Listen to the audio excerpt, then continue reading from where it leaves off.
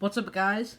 In today's video, I got a review of iPadOS 14, or iPadOS, yeah, I guess iPadOS 14, and I've been using it for about a week now, so I'm going to tell you everything you guys need to know, if you guys should upgrade to the beta, or if you guys should wait till September when the official release comes out. But yeah, without further ado, let's get into this.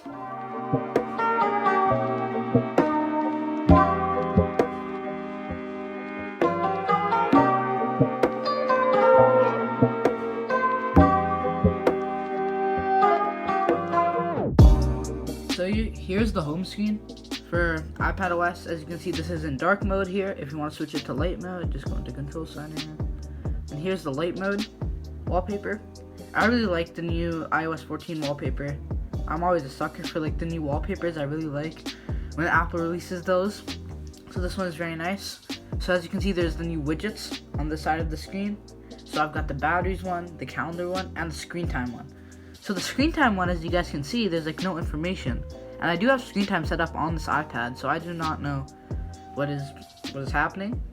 And this is the 5th generation iPad, so if you guys want to check out my review of this iPad, it'll be in the top right corner. So yeah, if you guys are interested in that, check that out after this video.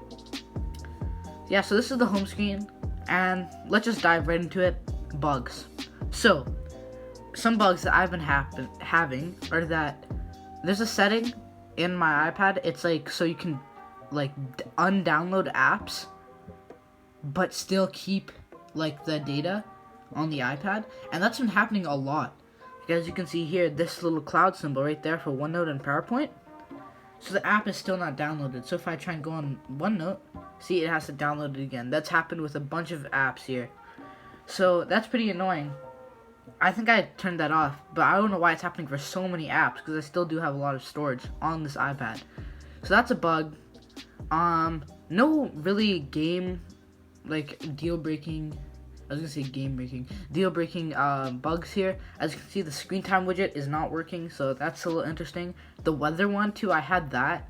That wasn't working all the time, so I'm sure that will be fixed over time. I'm sure when the next beta update comes out, it'll be fixed, but it'll definitely be fixed by the time like the official release comes out. But it's pretty nice overall. I really enjoy iPadOS. It's really nice to have the functionality. And as you can see here, I'll just go into the music app. It's completely redesigned. So on the left side, there's like all the controls and stuff. There's like listen now, browse, radio, search, recently added, and all that stuff. You see, you can browse everything. So that's really nice. Same thing with photos is redesigned. See here, nothing really crazy going on here. There is no app library, so that's interesting. I do not know why that's not a thing. If you swipe that way, no app library. It's interesting. As you can see, there's still like the old widgets there, and there's still 3D touch, but there's like nothing crazy, nothing really big. Another big change right here is search bar. So as you can see, the search bar is really redesigned, and it just looks pretty nice. Another big change is Siri. Hey Siri, what's up? So as you can see, there's like Siri in the bottom corner instead of taking up the whole screen, which is really nice, and that's awesome. And Siri's also 20 times more smarter now, so she knows way more facts instead of saying, "This is what I found on the web," which was a little bit annoying, but that's fixed, or like better. It's not completely fixed, there's still some times, but Siri is better. Smart home functionality, it's pretty much the same. Control center is the same. It's not on the iPhone where there's like the home little things. It's pretty much the same. Honestly, it's like, it's not less of an update as iOS 14, but it's just not as flashy, if that makes sense. Like, you can't put widgets there. As you see, if you go into jiggly mode, home screen, jiggly mode, you can't drag the widgets on there, which sucks. I mean, that would have been really awesome if you could, but you can't. It's just like this. But I think maybe if you turn that off, you might be able to. I'll do some figuring around, and I'll tell you guys about that later. But yeah, that's pretty much iPadOS 14. And yeah.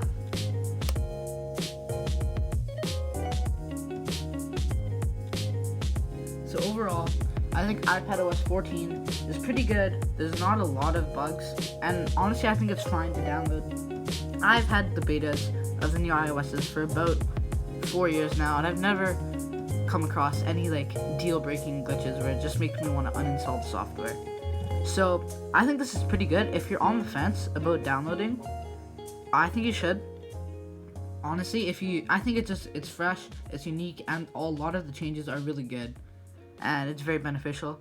So I would recommend downloading this. If you don't want to, if you just want to be safe, you don't really care that much, then yeah, just wait. I mean, it's not that long of wait, 2 months before it comes out, and I'm sure everything will be more fine-tuned, more complete, more finished.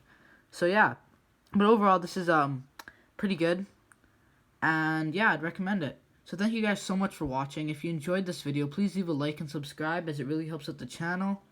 And we'll be doing another giveaway probably at 100 subscribers. So if you want to be in on that, subscribe and hit the post notifications for my uploads. I try to upload at least every week. And yeah, so thank you guys so much for watching. See you guys next one. Peace.